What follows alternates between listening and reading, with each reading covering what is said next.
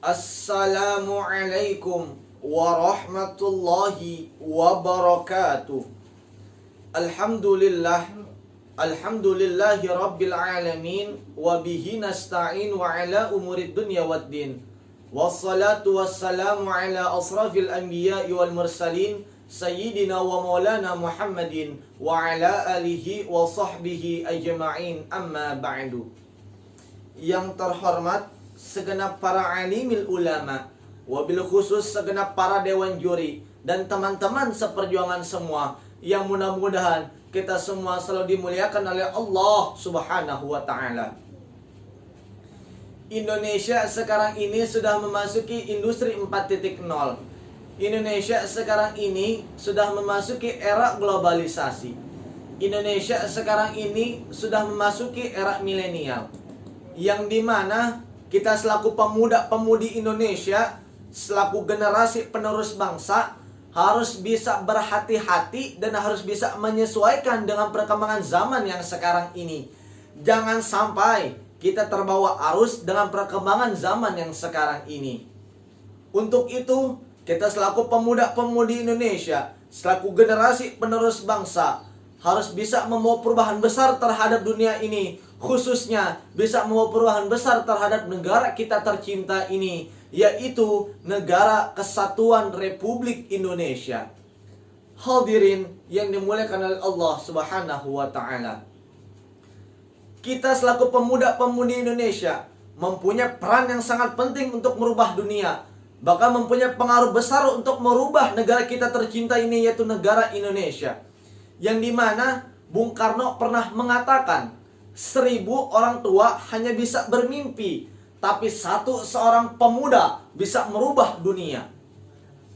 Dari perkataan beliau, kita bisa mengambil intisarinya, yang dimana kalau seorang pemuda saja bisa merubah dunia, apalagi kita yang tinggal di negara besar ini, yaitu Negara Kesatuan Republik Indonesia, yang berbangsa-bangsa, yang bersuku-suku, yang mempunyai adat istiadat, yang mempunyai suku dan budaya, bahkan mempunyai banyaknya pemuda-pemudi Indonesia. Pasti kita bisa mau perubahan besar terhadap negara kita tercinta ini, yaitu negara Indonesia, dan bisa memajukannya bisa lebih baik lagi untuk kedepannya.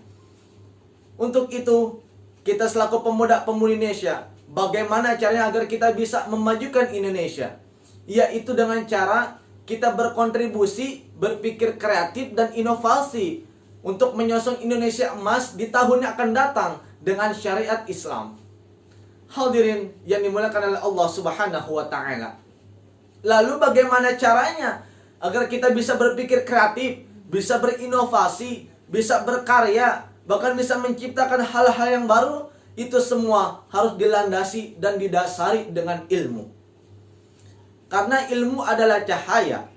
Dengan ilmu kehidupan manusia akan terang benderang. Dengan ilmu kehidupan manusia akan terarah.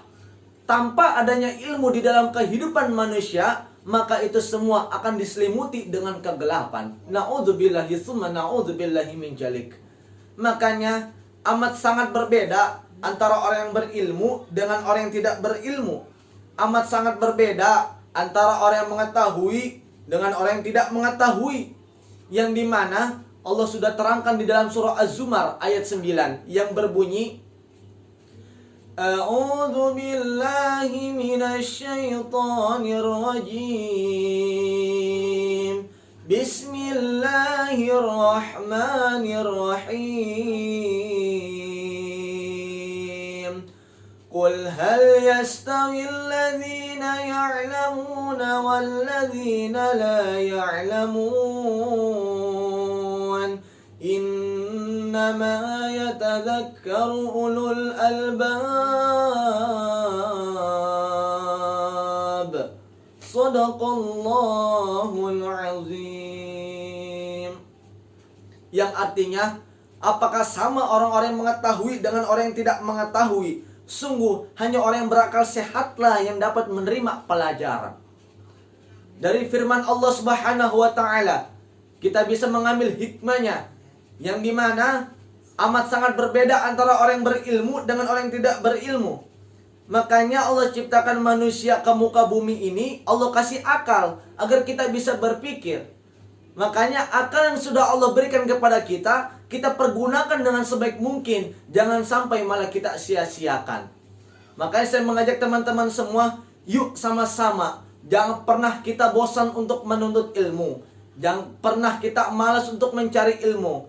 Karena pada hakikatnya, orang yang sedang mencari ilmu sudah ada jaminannya. Yang dimana sudah disabdakan oleh Nabi Muhammad SAW yang berbunyi, Man salaka tariqan ilal ilmi salakallahu tariqan ilal jannah. Yang artinya, barang siapa yang melangkahkan kakinya ke tempat ilmu, maka Allah akan mudahkan langkah kakinya untuk ke surganya Allah Subhanahu wa ta'ala. Subhanallah.